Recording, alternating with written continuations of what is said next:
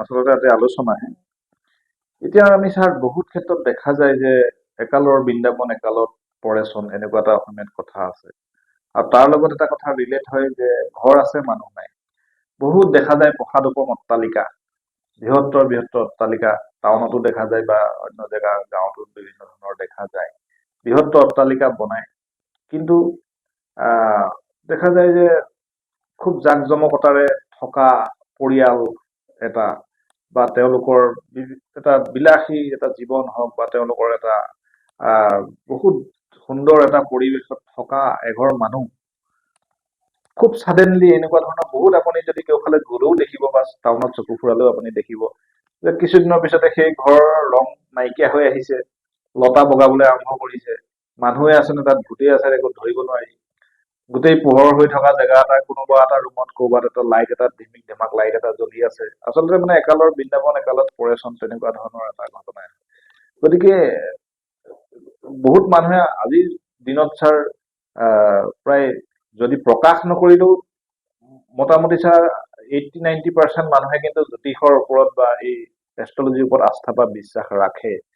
গতিকে এই বস্তুবিলাক কিমান ছাডেন এটা চেঞ্জ দেখা যায় যে এই জাকজমকতাৰে আছিলে ছাডেনলি গৈ পেলাই খুব 2-3 বছৰৰ ভিতৰত তেনেকুৱা এটা অৱস্থা পায় গতিকে এই বস্তুবিলাকত মেইনলি আপুনি প্ৰথম এষ্ট্ৰ দিশটো চোৱাত গুৰুত্ব দিয়া যাব নে বাস্তু দিশটোত বেছিকৈ চোৱা গুৰুত্ব দিয়া যাব বাস্তু আৰু যিটো এষ্ট্ৰলজি দুইটা ইণ্টাৰ ৰিলেটেড এটা আনটোৰ পৃথকীকৰণ নহয় কাৰণ বাস্তুটো এষ্ট্ৰলজিৰ প্লেনেট আৰু ডাইৰেকশ্যনৰ বিষয়ে পোৱা যায় আৰু এষ্ট্ৰলজিটো পোৱা যায় আৰু আজিকালি যি হয় যি নিৰ্মাণ কৰা যায় সকলোখিনি ব্যক্তিয়ে নিজৰ মানে মন পচন্দত মানে স্বইচ্ছাৰে তেওঁলোকে কৰে তাত কোনো নিয়ম নাথাকে আৰু এই স্বইচ্ছাৰে কৰা বৰ্তমান প্ৰচলিত যিটো মানে ব্যৱস্থা চলি আছে সেইটো হৈছে মানে ইঞ্জিনিয়াৰিং তাৰমানে যিটো আৰ্কিটেক্ট আৰু যিটো বাস্তু এইটো এটাই পূৰ্বতে আৰ্কিটেক্ট যিটো কোৱা যায় সেইটো স্থাপত্য বিদ্যা বা স্থাপত্যবেদ কোৱা যায় আৰু সেইটো মানে অথৰ্ববেদৰ অন্তৰ্গত কিন্তু সেইটো নিয়ম মানে নিয়মৰ ভিতৰত আছিলে আৰু আজিকালি যিটো নিৰ্মাণ কৰা যায় না যিটো এটা বিল্ডিং বা ডিজাইন কৰা যায় সেইটো কেৱল আৰ্কিটেকচাৰ মানে নিজৰ কাল্পনিক শক্তিত সেই বস্তুটো কৰা যায় কিন্তু পৃথিৱী কল্পনাৰ দ্বাৰা চলা নাই ই চলিছে কিছু প্ৰাকৃতিক তত্ত্ব আৰু বিধিমতে গতিকে যদি বাস্তুৰ তাত ৰুলছবিলাক ষ্ট্ৰিক্টলি মনা হোৱা নাই তেতিয়াহ'লে সেইটো ঘৰ কেৱল ঘৰহে হ'ব তাত মানুহ নাথাকিব গতিকে আৰু সেইটোৱেই আজিৰ পৃথিৱীত মানে মানুহৰ দুখ সুখ পীড়া ৰোগ কষ্ট অকাল মৃত্যুৰ কাৰণ গতিকে এইটো এটা বৰ্তমান সমস্যাটোত বাস্তু অলপ প্ৰসাৰ হৈছে সম্প্ৰসাৰণ হৈছে সেইটো আমি দেখিছো গতিকে নিৰ্মাণ কৰিবলৈ হ'লে ঘৰ কৰিবলৈ হ'লে যিজন বিজ্ঞ য'ত বাস্তুৰ নলেজ আছে এষ্ট্ৰলজিৰ নলেজ আছে তেওঁৰ দ্বাৰা কৰাটো জৰুৰী ভাল আৰু মানে কোনোবা আৰ্কিটেক্ট বা ডিজাইনাৰ লগোৱাতকে কাৰণ দেখা যায় বহুত মানে ধুনীয়া ধুনীয়া ঘৰ থাকে বাসগৃহ বহুত ধুনীয়া মল থাকে মানে চিনেমা হল থাকে সেইবিলাক দুদিনমানৰ কাৰণে পিছত বন্ধ হৈ গ'ল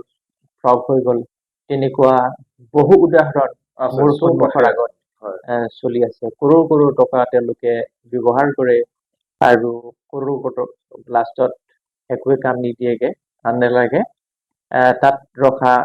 5-10 জন কৰ্মচাৰী দৰমহা দিব নোৱাৰা অৱস্থাত পৰেগৈ গতিকে আমাৰ ইয়াত ইমান এটা প্ৰসাৰ অসমত হোৱা নাই আৰু তেওঁলোকে বছ ভাগ্য বা কৰ্মকে ধ্যেয় থাকি যায় এটা সময়ত বন্ধ হৈ যায় গতিকে এইটোৰ সঠিক মানে মাৰ্গ দেখাব পাৰিব কেৱল এজন স্পেচিয়েলিষ্ট মানে বাস্তু স্পেচিয়েলিষ্ট যাৰ বৈদিক নলেজ আছে কাৰণ নামত বাস্তু বুলি ক'লে নহ'ব বিশেষজ্ঞ আজিকালি তেনেকুৱা বহুত আছে বাস্তুত ইউটিউবতো দেখা যায় নিজকে কয় যে বাস্তু এক্সপাৰ্ট নিউমাৰলজিষ্ট তান্ত্ৰিক